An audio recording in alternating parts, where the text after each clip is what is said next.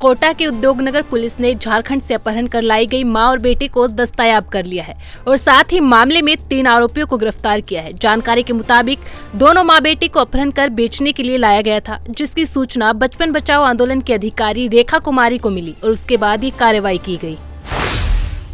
कोटा में मौसमी बीमारियों की रोकथाम के लिए प्रशासन ने प्रयास शुरू कर दिए हैं। इसके तहत जिला कलेक्टर ओपी बुनकर और कोटा दक्षिण विधायक संदीप शर्मा ने कलेक्ट्रेट में चिकित्सा एवं स्वास्थ्य विभाग और नगर निगम के अधिकारियों की बैठक ली। बैठक में बीमारियों की रोकथाम गतिविधियों को तेज करने के निर्देश दिए हैं। हॉस्टलों और घरों में कूलर, टंकियों की नियमित साफ सफाई की पालना सुनिश्चित करने के लिए चालान की कार्रवाई करने के भी निर्देश दिए हैं।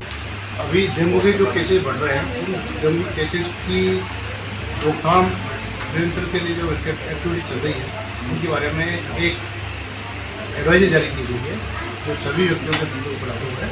तो मेन मकसद ये है कि अपने अपने घरों में सभी लोग सफाई रखें, कूलर, ग्लव कोट्स, गमले, ऐसे कुछ छोटे कंटेनर टाइप के जहाँ पानी साफ पानी इकट्ठा रखें, उनको साफ करें ताकि कोई एडिस मच्छर का न कोई अंडा, न कोई चूहा, न कोई लार्वा पैदा हो सके, ताकि उसका जड़ से खत्म किया जा सके और डेंगू की संभावना खत्म की जा सके। इसके बावजूद भी अगर संभावना को बनती है, उसके पेशेंट का पूरा ध्यान रखें, डॉक्टरों के पास जाए, उसको ज़्यादा लिक्विड पिलाते रहो उसको, और प्लेटलेट से पूरा ध्यान रखें। कोई ऐसी एक्सीडेंसी या अलार्मिंग पोजिशन नहीं हो पाए जिससे उसके ऑर्गन्स की फेल होने की संभावना बढ़े, पूरा ध्यान रखें ताकि उसका नुकसान नहीं हो। आगामी विधानसभा चुनाव को लेकर तैयारियां शुरू हो चुकी है। इसके तहत नैतिक मतदान का संकल्प लेकर अब आमजन जिला निर्वाचन अधिकारी के हस्ताक्षर युक्त ई प्रमाण पत्र प्राप्त कर सकेंगे। अभियान के तहत बीकानेर जिला निर्वाचन अधिकारी ने इस कड़ी में पहला प्रमाण पत्र जारी कर इस अभियान का आगाज किया है। इस मौके पर जिला निर्वाचन अधिकारी ने बताया कि आगामी विधानसभा चुनाव में 100% वोटर मतदान केंद्र तक पहुंचकर अपने मताधिकार का उपयोग करें। इसके मद्देनजर जागरूकता की अनेकों गतिविधियां आयोजित की जा रही है। विधानसभा आम चुनाव 2023 शीघ्र ही आने वाले हैं और इस संबंध में सभी मतदाताओं को एथिकल वोटिंग के लिए प्रेरित किया जा रहा है। साथ ही उनको मतदान प्रक्रिया में भाग लेने के लिए प्रेरित किया जा रहा है। स्वीप के तहत विभिन्न एक्टिविटीज़ अलग अलग संस्थाओं के द्वारा, विभागों के द्वारा आयोजित की जा रही है। इन सबका उद्देश्य है कि मतदाता जागरूक हों, अपने मताधिकार का मतदान दिवस के दिन प्रयोग करें।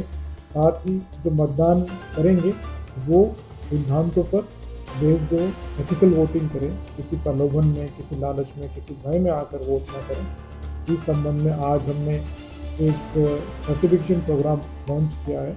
यह आम नागरिकों के लिए कोई भी व्यक्ति अपने मोबाइल नंबर डालकर एक ई शपथ ले सकता है।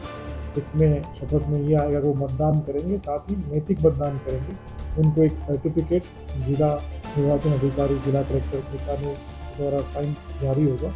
मेरा आपके प्लेटफॉर्म के माध्यम से सभी जागरूक नागरिकों से, मतदाताओं से अपील है कि अधिक से अधिक इस ई शपथ कार्यक्रम में भाग लें। 12 की धरती पर बागेश्वर धाम पीठाधीश्वर धीरेन्द्र कृष्ण शास्त्री के श्रीमुख से हनुमंत कथा और दिव्य दरबार का आगाज हो चुका है। इस कड़ी में भव्य कलश यात्रा के साथ धार्मिक कार्यक्रम का आगाज हुआ, जिसमें बड़ी संख्या में श्रद्धालुओं ने भाग लिया। आपको बता दें कि इस आयोजन को लेकर लगभग 2 महीने पहले से ही तैयारियां शुरू कर दी गई है। मुंडवा थाना क्षेत्र के फिरोद गांव से अपहरण 6 वर्षीय बालक को पुलिस ने सकुशल दस्तयाब कर लिया है। पुलिस टीम ने बालक को मेड़ता रोड रेलवे स्टेशन से दस्तयाब किया है। साथ ही इस मामले में मुंडवा थाना पुलिस ने 8 आरोपियों को गिरफ्तार करते हुए कार को भी जब्त किया है। बीकानेर में स्कूल शिक्षा विभाग की ओर से शनिवार को नो बैग डे के अवसर पर सादुल उच्च माध्यमिक स्कूल में कार्यक्रम का आयोजन किया गया। इस मौके पर चिकित्सा एवं स्वास्थ्य विभाग के साथ मिलकर तंबाकू के विरुद्ध जागरूकता गतिविधियां आयोजित की गई। कार्यक्रम में मुख्य चिकित्सा एवं स्वास्थ्य अधिकारी डॉक्टर मोहम्मद अबरार पवार ने बच्चों को बताया कि तंबाकू के सेवन से होने वाली बीमारियों के बारे में भी जानकारी दी। डिडवाना जिले के राणासर गांव में 2 दलित युवकों की हत्या के विरोध में पिछले 5 दिनों से जारी धरना आखिरकार समाप्त हो गया है। पुलिस और प्रशासन के साथ हुई परिजनों और संघर्ष समिति की वार्ता सफल रही। इस वार्ता में मामले की जांच के लिए ADG law and order Dinesh MN के नेतृत्व में एसआईटी टीम का गठन करने, पीड़ित परिवारों को 15-15 लाख रुपए का मुआवजा देने और परिवार के एक सदस्य को संविदा पर नौकरी दिए जाने पर सहमति हुई है। आंदोलन कर रहे थे 4-5 दिन से आज अभी शाम को इनकी जो समिति है उससे चर्चा हुई है। उस चर्चा के दौरान समिति है जो संघर्ष समिति बनी हुई थी, उन्होंने राज्य सरकार द्वारा जो जांच करवाई जा रही है उस पर सहमति दी है। उन्होंने CBI वाली मांग को छोड़ दिया है। और इसके साथ में जहाँ तक जनसहयोग का विषय है, जनसहयोग में राज्य सरकार की तरफ से 18.5 लाख रुपए जो SC/ST अत्याचार निवारण नियम 1995 में मिलते हैं उनका हम इनको लाभ देंगे। साथ में 10 लाख रुपए माननीय मुख्यमंत्री महोदय की तरफ से इनको पीड़ितों को दिया जाएगा दोनों को, और 3.5 लाख रुपए जन सहयोग से इनको इस तरह से करके 30 लाख रुपए की आर्थिक सहायता राज्य सरकार की तरफ से होगी। और बाकी जो यहाँ संघर्ष समिति के जो सदस्य थे और महाराष्ट्र थे, इन्होंने अपने स्तर से इन परिवारों को सहयोग का वादा किया है। कुचामन जो कि भाईचारा और सदाचार का ये क्षेत्र जाना जाता है, हमें जानकर बहुत दुखी है कि जिस प्रकार से असामाजिक तत्वों ने कुछ भाइयों के द्वारा ऐसे सरल और व्यक्तित्व को जिस प्रकार से कुचलकर हत्या कर दी गई, मुझे याद आती है डांगावास प्रकरण की। मैं बहुत दुखी हूँ और व्यथित भी हूँ। मुझे पता लगा और इस प्रकरण को जब 5 दिन हो गए, क्योंकि हमारी सनातन वैदिक परंपरा है, कोई भी शरीर जब चला जाता है दुनिया से तो उसका पार्थिव संस्कार समय पर दाह संस्कार होना चाहिए। इस संदर्भ में मुझे आदरणीय प्रतिपक्ष नेता राजेंद्र राठौड़ का फ़ोन आया और मुझे उन्होंने कहा कि आपको वहाँ जाकर के, आप संत हैं, सन्यासी हैं, अपने दायित्व का निर्वहन करना चाहिए। मैं यहाँ पर पहुँचा हूँ और यहाँ की जब सभी लोगों से मेरी वार्तालाप हुई और मुझे पता लगा कि वो परिवार बहुत सामान्य स्थिति, उसके परिवार के दोनों जो उनके पिता खड़े हैं मेरे पास में, इनकी स्थिति को देखकर मुझे लगा कि कुछ इनको और सबल मिलना चाहिए। ऐसी स्थिति में हम सब लोगों ने निर्णय किया और वैसे विशेष रूप से मेरी गौशाला के संरक्षक मेघराज सिंह जी रॉयल, उनको मैंने फ़ोन किया और मैंने कहा भाई 50 लाख रुपए आपको यहाँ पे देने पड़ेंगे। और हमारे वो शिष्य हैं, उन्होंने इस बात को स्वीकार किया।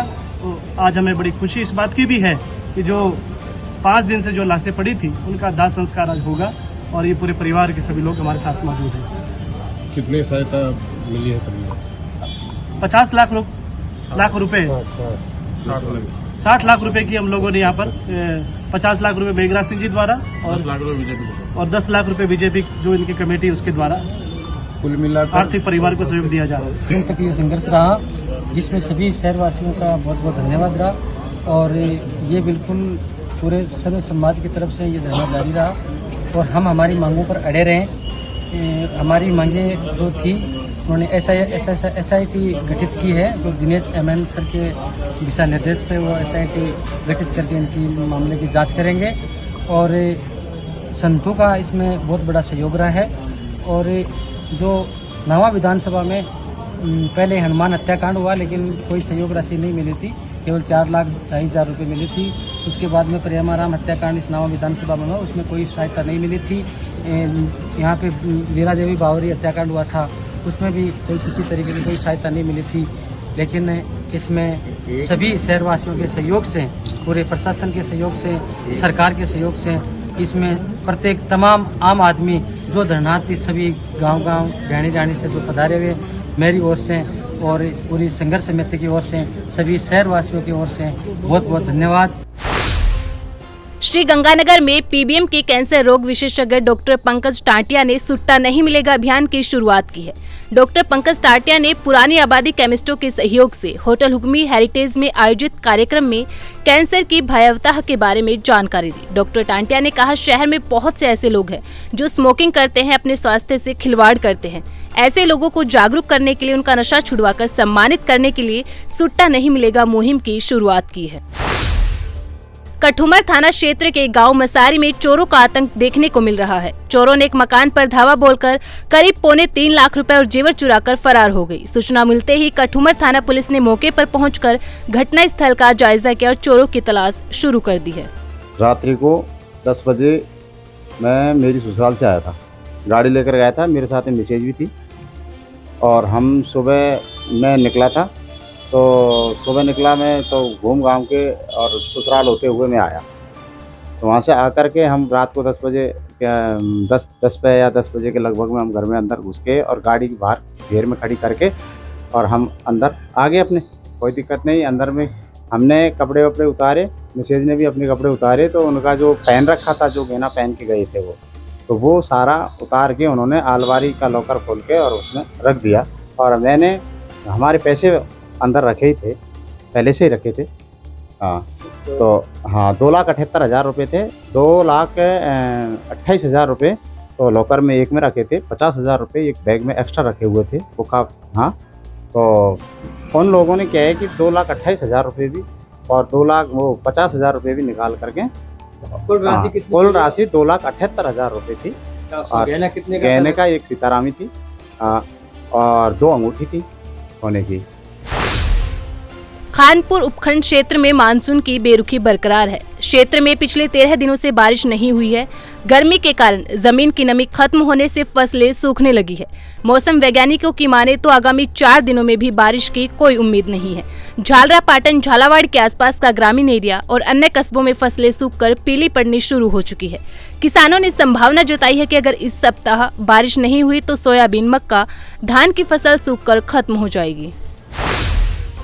अलवर जिले के लक्ष्मणगढ़ थाना क्षेत्र जावली के तिराहे के पास कार ने बाइक सवार 3 लोगों को टक्कर मार दी, जिसमें तीनों लोगों की ही मौत हो गई। पुलिस ने तीनों का पोस्टमार्टम करवाकर शव परिजनों को सुपुर्द किया है, जिसमें मृतक चेतराम इकलौता बेटा था। देर शाम को हुई इस घटना के बाद गाँव में कोहराम मच गया। कोटा के डीसीएम इलाके में एक स्कूली छात्रा ने फांसी लगाकर आत्महत्या कर ली। छात्रा के कमरे से पुलिस को सुसाइड नोट भी मिला है, जिसमें छात्रा ने खुद को परिवार पर बोझ होने की बात लिखी। उद्योगनगर पुलिस ने पोस्टमार्टम कराकर छात्रा का शव परिजनों को सौंपा है। पुलिस सुसाइड नोट की जांच के साथ परिवारजनों से जानकारी जुटा रही है। कुमकुम के पैसे। अच्छा, तो कितने साल की थी?